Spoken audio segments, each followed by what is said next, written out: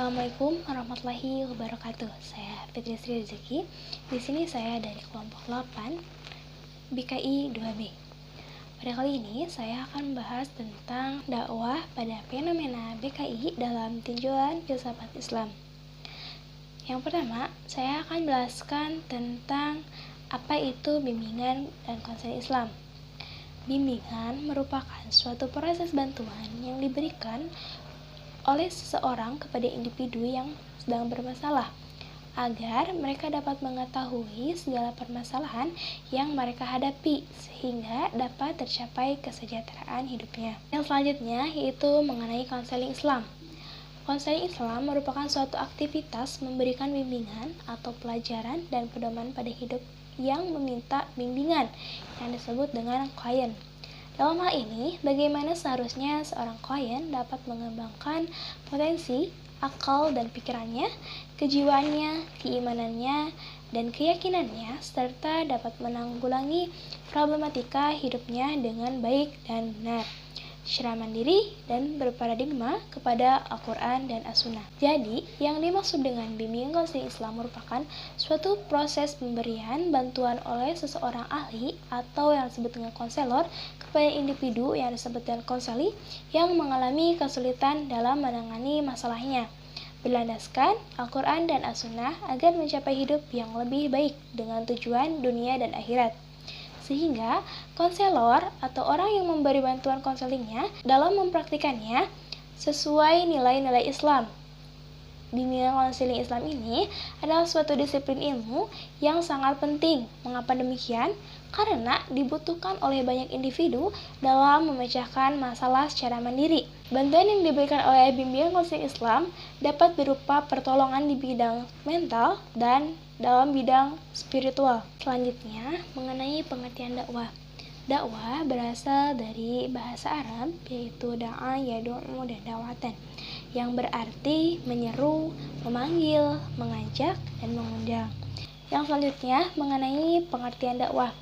Secara etimologis, kata dakwah berasal dari bahasa Arab yaitu da'a, yad'u, dan da'watan, yang berarti menyeru, memanggil, mengajak, dan mengundang. Dengan demikian, dakwah adalah suatu usaha untuk mengajak dan menyuruh manusia kepada yang ma'ruf dan menjauhi kepada kemungkaran untuk tercapai keberlangsungan hidup, bahagia dunia dan akhirat.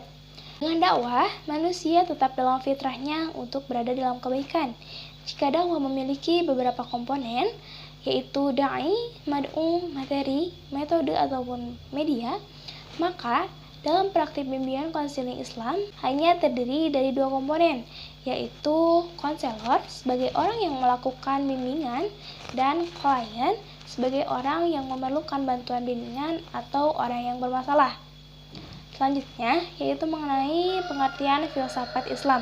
Filsafat Islam adalah pembahasan mengenai filsafat tentang alam semesta dan manusia yang berlandaskan pada ajaran agama Islam agar wahyu tidak bertentangan dengan akal. Filsafat Islam ini berbeda dengan filsafat Barat yang mengedepankan akal tanpa menyelaraskan dengan wahyu sesuai ajaran Islam. Yang selanjutnya yaitu mengenai dakwah pada fenomena BKI dalam tinjauan filsafat Islam. Dakwah dan bimbingan konseling Islam ini saling berkaitan erat. Mengapa? Karena dalam penerapannya, kegiatan dakwah membimbing umat manusia menuju jalan kebaikan dan menjauhi kemungkaran. Sudah pasti, bimbingan konseling Islam ini mempunyai peran yang besar bagi ilmu dakwah.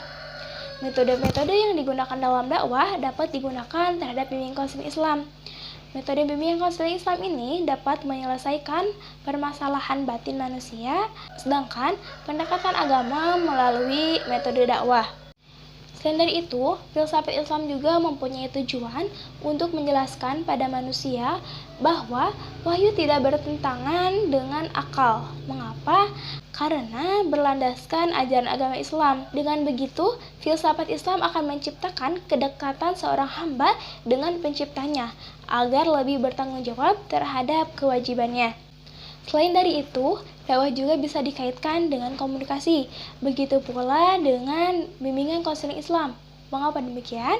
Karena bimbingan konseling Islam merupakan cara atau jalan alternatif dakwah, di mana bimbingan konseling Islam ini bila dihubungkan dengan komunikasi mempunyai beberapa keunggulan.